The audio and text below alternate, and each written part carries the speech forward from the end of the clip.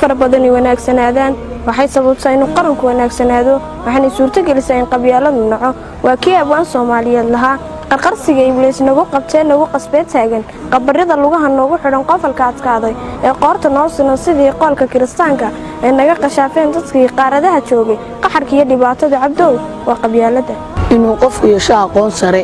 waxa ka horeysa oo ka qiimo badan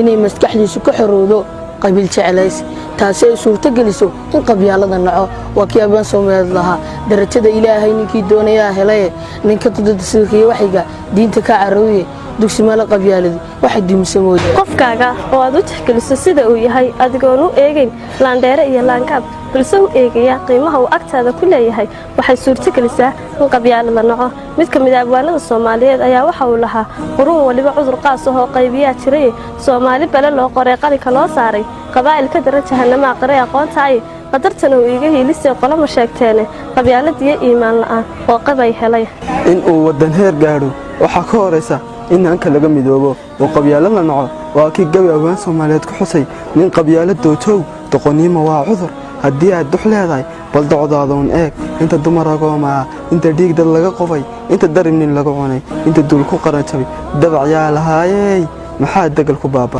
qarannimo laga doorbiday qabiilnimo waa burbur qaaradeed waa burbur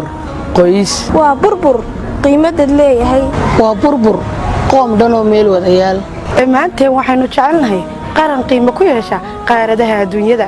adigu ma jeclaan lahayd in calankaaga lagu xadgudbo waa maya sidaan qabo adigu ma jeclaan lahayd in ciidaada lagu xadgudbo waa maya sidaan aaminsanahay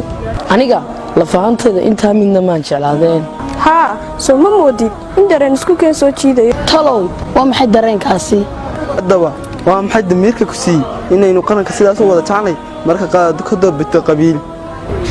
haa oo waxaynu ku kala duwanahay afkaarteenu aaminsanahay haa oo waxaynu ku kala duwanahay qabiiladanu ka kala abtirsano